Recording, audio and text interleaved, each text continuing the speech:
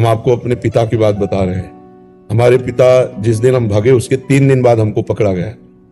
खोजबीन सब शुरू हुई तो 3 दिन बाद पकड़ा गया कि एक गोरा लड़का है वहां जंगल में देवी के मंदिर में रह रहा है। तो पहले बड़े भाई आए तो उनको तो कठोर शब्दों से कह के, बहुत विवेक प्रवीण था, बचपन में भी बहुत विवेक प्रवीण था, मतलब प्रवीण ना होता तो संसार की यात्रा काटते हुए भगवान ऐसे कैसे लाते। तो जब पिताजी आए तब हम मिल गए, क्योंकि वो एक कठोर स्वभाव के और बहुत धर्मात्मा पुरुष थे। उनकी हम आंखों में कभी आंसू नहीं देखा। बहुत ही दृढ़, सर्दी गर्मी भूख प्यास सब बर्दाश्त करके संतों की सेवा करना, गृहस्थ एकदम किसान आदमी ऐसे। तो जब वो आए तो हमारे मन में आया कि मारेंगे अगर हम आंख खोलेंगे, बात करेंगे तो उत्तर हमारा मानेंगे नहीं है, और इनकी हम अवहेलना कर नहीं सकते।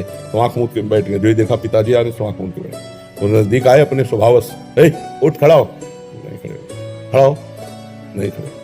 तीसरी बार का आप खड़ा हो जा, तो हमें लगा डंडा पड़ेगा चौथी बार तो खड़े हो गए, बच्चे ही थे, खड़े हो गए। तो चाचा जी वगैरह उनको बड़े भैया कहते थे, तो हम भी पिताजी नहीं कहते थे, हम भी बड़े भैया कहते थे। तो उनका बड़े भैया आपसे एक प्रार्थना करें।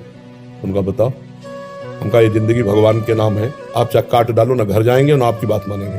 तो हम उनकी कृपा की बात बता रहे। एकदम चैप्टर बदल गया, जैसे भगवान की कृपा ना, तो उनका सच्ची, हमका आपसे सच्ची बात करें।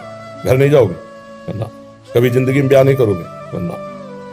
वो खड़े हो जाओ, खड़े हो जाओ, ऐसे छाती से लगाओ, कहा राम राम राम, 3 बार ऐसे छाती से राम राम राम ऐसे कहा। जाओ, अगर ऊसर में भी बैठोगे तो फूलों की वर्षा हो। जाओ, जिंदगी में कभी तुम्हारा कोई बाल बांका नहीं कर सकता। पर एक बात ध्यान रखना, अगर आप बाबाजी बनते हो तो हमारा आशीर्वाद, ऊसर में भी बैठोगे तो फूल बरसेंगे, और जिंदगी में कोई बाल बांका तुम्हारा नहीं कर सकता।